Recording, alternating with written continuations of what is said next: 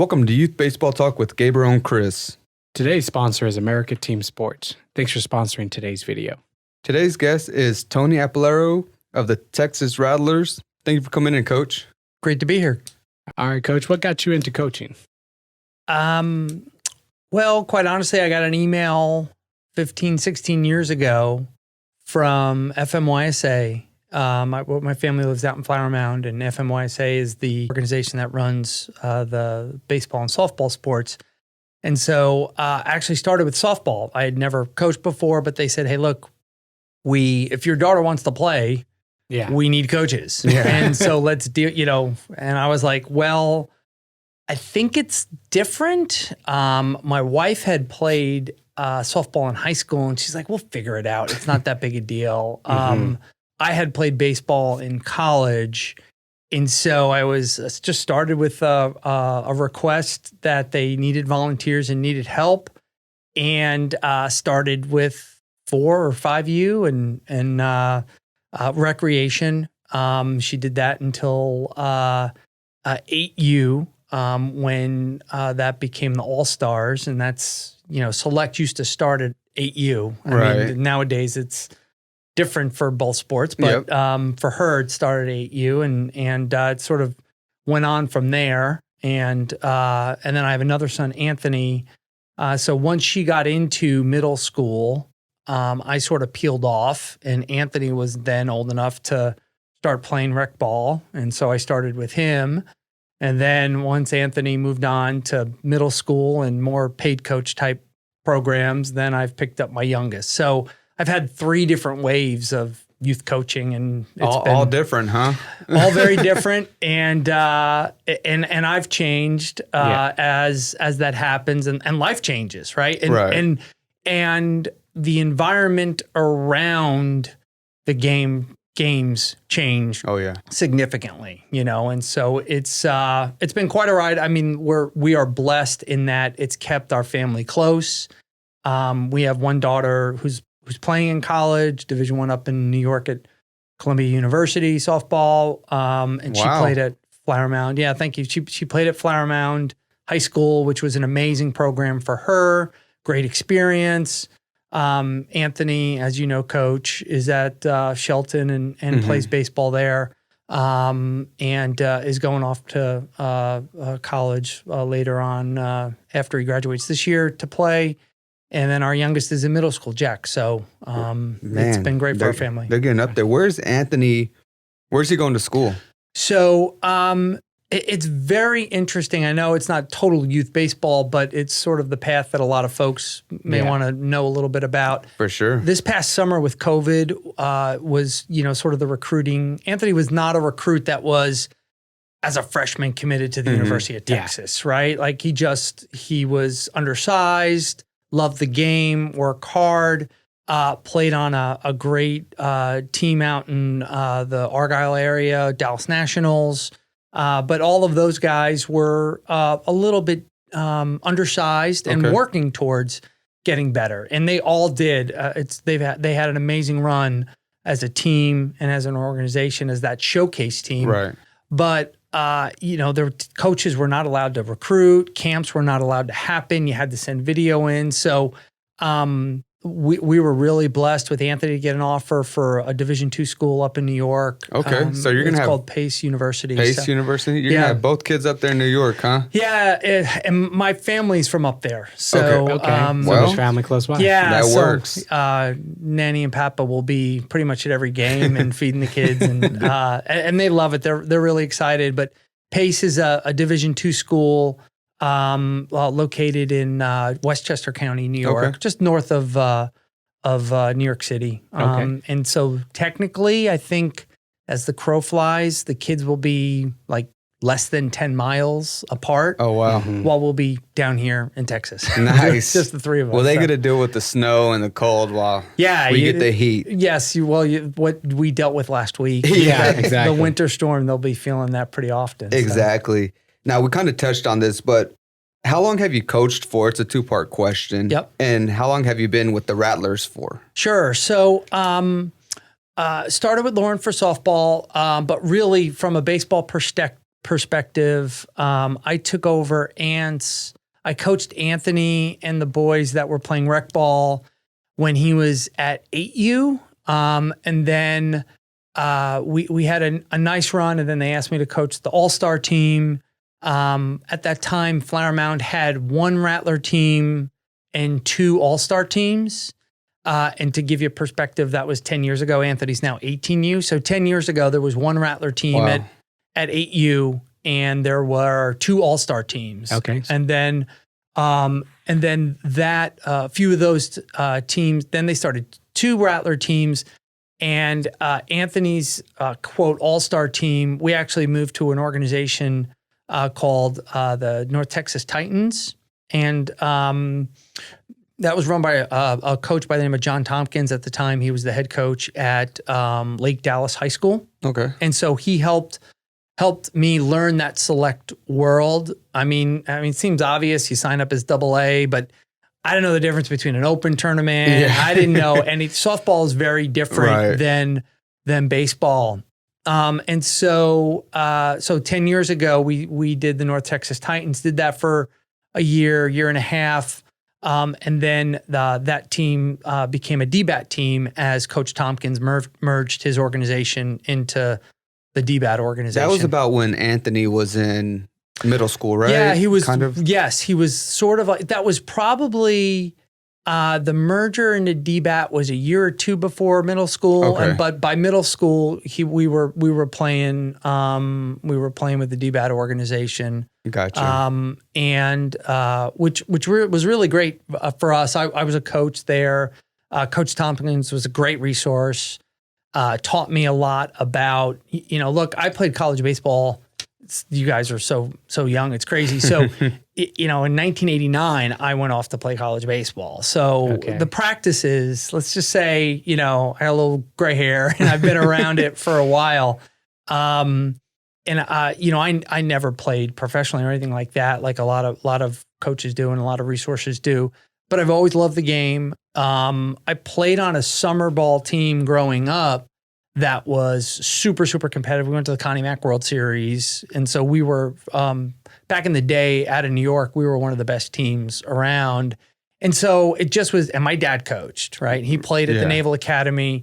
So this kind of generational thing about playing and being a part of an organization and being part of, working with your kids and your kids' friends. I mean, you become family. It's so fun, right? So there are guys that I know that I still do business with, and I'll be 50 this year, later in the year. So call me 50 years old. And guys that I played with when I was 16 that I'd still do business with. Yeah. That still think of my dad as, Mr. A and Coach A. And Right. so for me, it was like not even a question. Like the opportunity to be a part of the organ, to give back would be great. And so for sure. So we did that with Anthony. Now, with regard to the Rattlers, I was kind of over all of this, right? Like I had two that had gone off to play. Yeah. I was enjoying watching Anthony play at Shelton and play other sports. He played basketball there, baseball there. And again, he was undersized when he was younger. So if he were in Flower Mound, he probably would not have been able to play much, if any, in many of these sports. So it worked out great for us to be at Shelton. And I was loving life. Like I had stopped coaching. I was watching him, and I was watching Jack.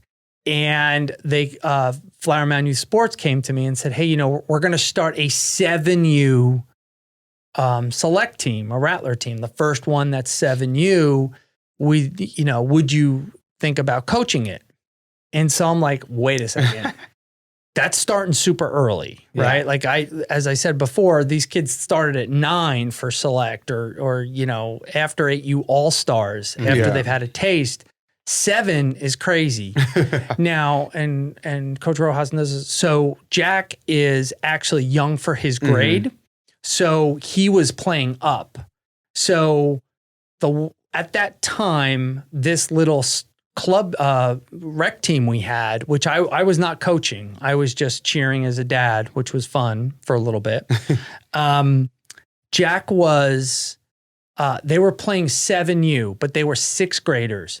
Jack was 5U eligible at that point. So I was like, wait a second. So they were going to hang back and all the 6s were going to catch up to 7s and Jack would go to 6. Well, he had played YBA on the all-star team as a 5-year-old. Like he was way into it because he's the youngest of 3, right? He literally grew up on the baseball softball See, Chris, fields. what do I tell you? I tell some of Mark's teammates, I was like, your little brother is going to be 10 times better than you because he's out here at the ballpark. He's around it. You know, he's grown up with it. They grow up with it. They're around it.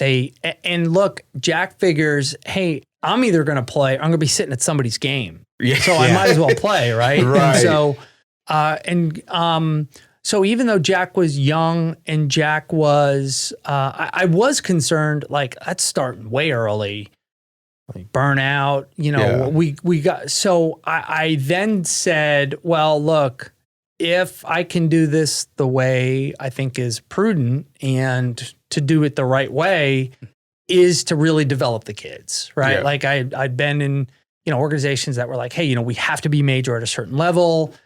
I was like, look, 3rd time's a charm. You know, 3rd time's not going to be the strikeout for me. 3rd time's going to be the charm. And I'm really going to work on developing these kids and really have a better understanding of what they need. And every kid is different. Right. And so I said, look, if I don't do this, someone else will, and Jack will be playing for somebody else. And so it was a little selfish in that knowing Jack was going to be young and playing up anyway. Mm-hmm.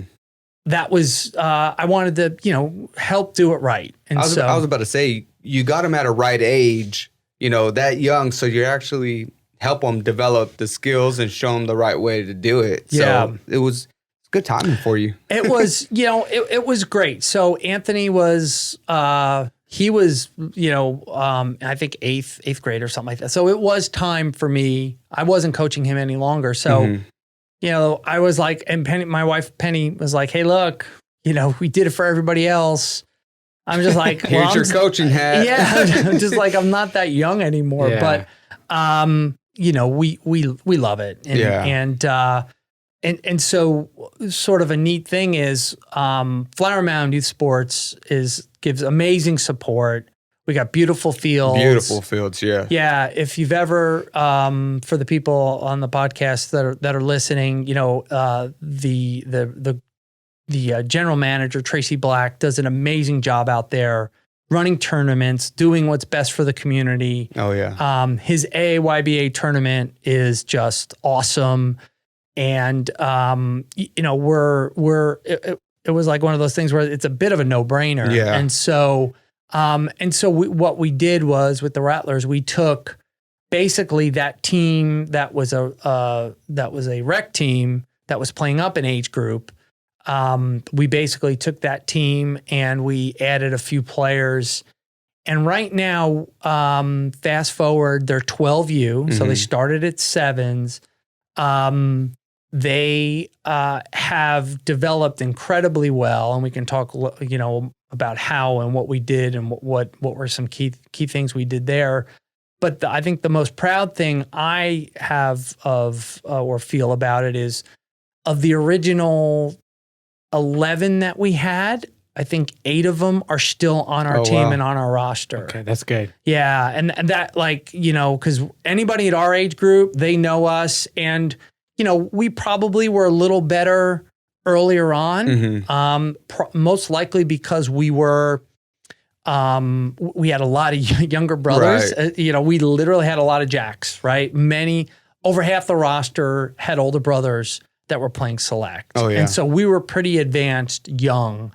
And then, you know, kids start growing up, kids start throwing harder, but we've always played at the highest level of our age group or played up. And it's been great because, you know, we've traveled the country with these families. You know, they are our Rattler family, and you know, I can't say enough. Yeah, I really can't say enough about it. It's great. We love the team. We love those fields. We go there, I think every season. We scrimmage the 11U majors. I can't remember the coach's name. Coach Bryson's. Yep.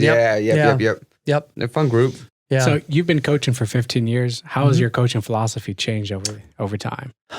Great question. So I was thinking about that as, I was coming over here, and as a lot of people will know, if they saw me coach my daughter, and the intensity and the way we went about it, it was very different than now. I think one realizes for development for a player, it's in addition to, the literal skill sets, you have to be cognizant and aware of their mental makeup. And every kid develops differently. I'm not an educator, right? I own a business. I'm a bottom line numbers kind of finance person.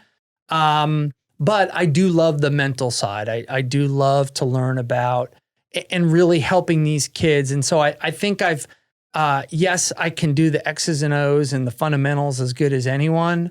I feel like, or I can do that fine, check that box.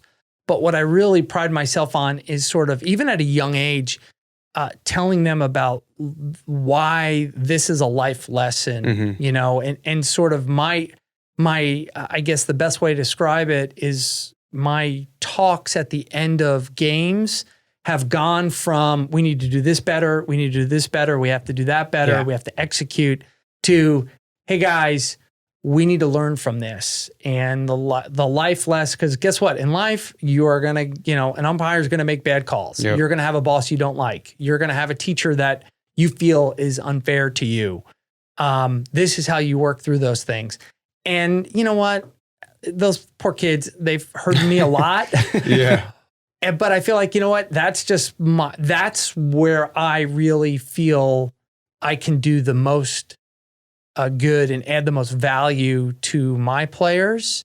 And so I tend to do that. I really want them to take the life lessons out, and I want them to also like love the game, right? And understand the nuances and they're, because having gone through it for 15 years, I've seen some of those kids and unfortunately, maybe I hope I didn't stop them from playing baseball because I was, intense and whatnot. But it's, I was, and look, and when you have your own kids, that's another thing, right. You have your own child, you got to make sure like, you don't go crazy on them, because then you got the car ride home and it's just like, and there were times I've did that when they were old. I think Jack, there are times when I got to bite my lip, but I really do live by, they talk about what do the grandparents say to the, to the kids. Yeah. I love watching you play. It was so fun to see you play. I love you watching you compete, all that type of stuff. I try and say that, and you're over here, why'd you miss that ground ball? But there are times that I'm like, just throw it now. Well, so since you've had 3 rounds of being with teams, how do you build team chemistry?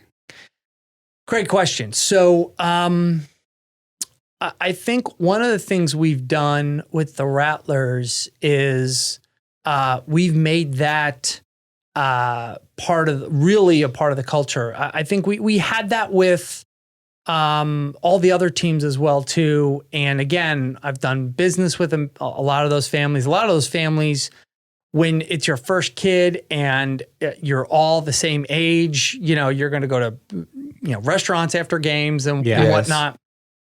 I think one of the things, again, in order to kind of keep it along those lines of life lessons, we've tried to do various community service projects. FMYSA gives us an opportunity to do that a lot, which is really exciting. And now, not everyone can participate all the time. I get that, and we understand that.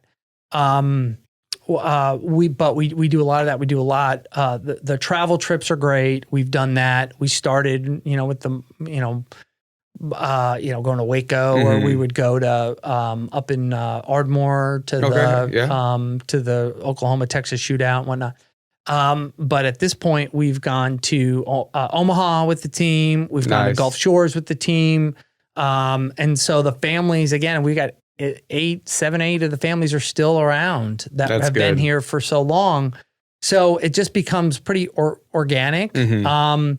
You know, I think I learned through the other, through the years of the other teams as well too, how important. Again, we haven't had to have a lot of open tryouts. Yeah. FMYSA, we're all Flower Mound kids. Mhm. So, you know, we're not going to try out or work out kids that are from McKinney, just to work out a kid from McKinney who's, you know, a superstar. It just, you know, we can by charter, we can have a few that are outside the area, but you know, for us, it's about homegrown. developing. Yeah, it's about developing homegrown talent. So, and that, you know, by keeping the roster the way we've done, that's sort of just helped, you know, the culture as well too. Because they're at school together. Yeah, you know, and restaurants and stores and all that. And, you know, and you see it where we played in a middle school matchup where the Rattlers were not together. Right. And, you know, I didn't coach the team, but the McCamey team, which is, you know, mostly Rattler kids, they went to the finals. It was really fun to see, you know, it's really neat. So what is the worst, the most difficult part about being a youth coach? Well, I think for a lot of folks, I mean, for me, it's just, you know, it's a big time commitment. Yeah. And for me, having that time commitment and the stuff we've done, you know, you sort of allocate that time towards like, hey, that's Jack's time.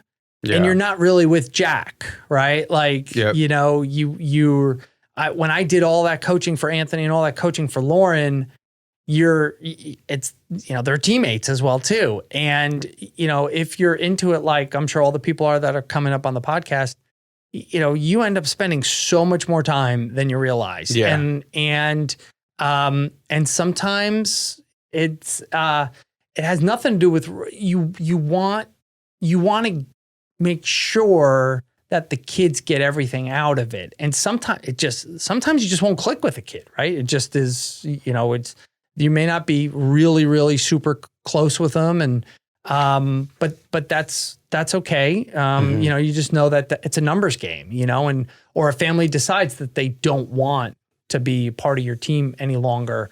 And that's sometimes you just can't control some of those things. So from my perspective, you know, really it's like, hey, you know, Jack, I just coached your team for, you know, 8 hours on Sunday. You know, gosh, I'm exhausted. I can't do the Legos with you right now, buddy. I got to like go pay some bills or something. No, yeah, right? exactly. You lose time, you know, time frame. You're like, oh, I'm going to go to practice. It's a hour and a half practice. You're going to be at the field for 3 hours. Very much so. There is no hour and a half. You're going to be there 3 hours. So like you said, it's time, more time than you think. Very much so. How many tournaments do you normally do in a season? Yeah. So it's interesting. We've, it depends. So we think of it as we want to get in as much as we can. As the boys have gotten older, we've done a lot more friendlies and a lot less tournaments and a little bit more, you know, they're not scrimmages, they're true games, but we're kind of playing like scrimmages. Yeah. I like how you brought that up. Mark's team does that. Mm-hmm. Do they? Yeah. Rather than playing tournaments, they'll find equal level of teams and just split the cost, and it's way cheaper and you get better playing out of it. Yes. I think that's what a lot of more coaches are going to start doing here pretty soon. I got the sense, and again, so within my coaching staff, I'm really blessed. I've got one gentleman that is like all over the uniforms and the administrative, and I didn't have that with Anthony's team. Yeah. I was a one-man band. I mean, I had a couple dads that were helping and that were coaches, like literal coaches, but like it was not, I mean, literally I was a one-man band. I had a team mom who was super helpful. And, but she was learning because she was British, single mom. Like she didn't know the game. Yeah. She fell in love with the game, and she loved the Rangers, and it was a great bonding experience for her and her son. But I was like teaching literally, that's like 3 outs is, they change sides and all this type of stuff. Teaching her from start to finish. So the coaches now that I have are outstanding when it comes, that I'm really, really blessed. So Coach David Mayer does all of our tournament scheduling. I mean, I used to have to do all of that stuff. And so, as a hack, third time around, get a great staff. Even a coach. We had a coach, Chris Royable, whose son doesn't play any longer, but he was engaged, super helpful, could beat the field early, like just always did great things. That's good. He's since have moved on. His son is doing swimming and competing, but still dear friend of the program and of our team and whatnot. But Coach Mayer does a lot of the money stuff. Yeah. I'm able to sort of do a little bit more practice plan and type stuff like that. Right. And then, we literally won the lottery a couple of years ago when we added a new player whose dad is Mike Killian, who's the head coach at Byron Nelson, a 6A program here. Nice. Yeah, we literally won the lottery with Coach Mike. Coach Mike is an unbelievable developer of talent and of the players. And Coach Mike, I didn't realize this until I saw it in action. He has a very unique way of going about his coaching. And I would say he's very high energy, but yet very patient. And like when you get your high energy and you're working with a kid, you're like, you only knew it. And then he doesn't do it right. And you're like, God, like, because you get into it, right? Yeah, you get so excited and then it's like, so it's not frustration, it's excitement kind of energy. Yeah. And, we joke about it. Like sometimes you yell, what are you thinking? Like, and it sounds like you're being derogatory, and you're like literally, I want to know, what were you thinking? Why did you throw the ball to that base? Well, you it's funny you say that. Working at Shelton, I say that all the time. What are you thinking?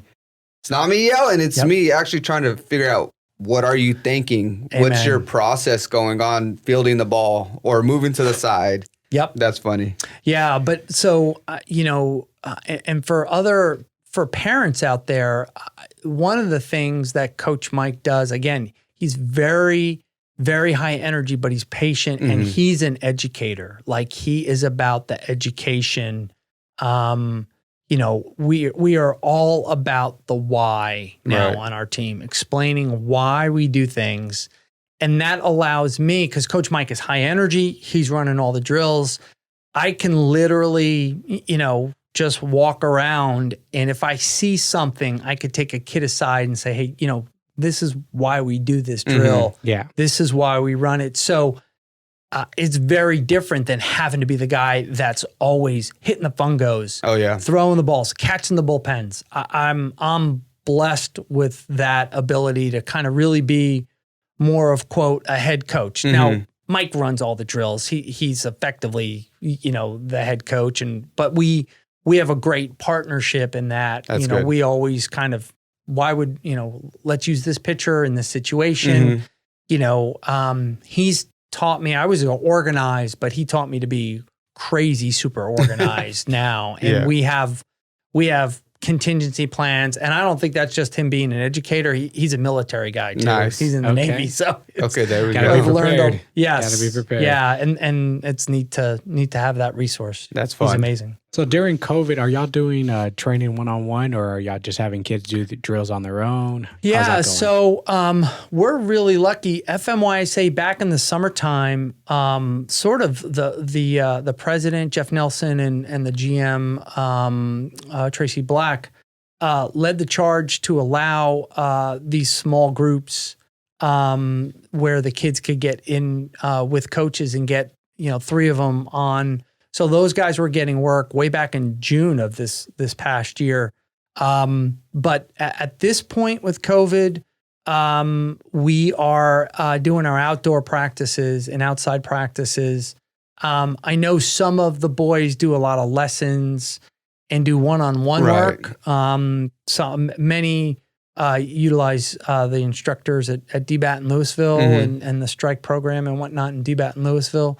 They do an amazing job with all the Rattlers, and they work with us there. So, and then, Mike, this is how crazy we are. Mike has, he has like a computer program set up for him where they log onto their phone and they know if they're supposed to get a certain amount of swings. And I don't know if many people have talked about this on the podcast, but Mike is a big believer, Coach Killian, that is, a big believer in the driveline programs. And so we're all certified as youth driveline instructors. Okay. That's a facility out of Washington, state of Washington. And they do a lot of stuff with training, the science behind the training of throwing harder and hitting harder. And they have a youth baseball platform there where you can log on and pay to become like a certified and sort of work with them. And they give you drills and whatnot. So we have a lot of resources there that Mike Killian uses for the boys. And so the boys, sometimes it's 0-on-1. The boys got to do their own work. Okay. I know Mark loves to get his work in and get his swings in and whatnot. They do all of those drills on their own, and then they just kind of log in that they've done it and check the box. And it's already on their phones, right? Yep, it's all on their phones. Perfect. It's they're going to be there doing something on their phone. Exactly. So. Hey, this is why I started this. Yeah. Instead of watching, video games on YouTube. Hey, let me go check out. Is my buddy on there? Yep. Just something see fun. What his coach has to say. Yeah, which is great. Yeah, which is great. Well, is there anything else you'd like to touch on, or is there any other questions you'd like to bring up? No, I think we'll end it right there. Thank you for coming in. All right. No, thanks for having me. It was really great. Thanks, chat. Tony. Yeah, it was great having you on. Thanks, Tony. Thanks, guys.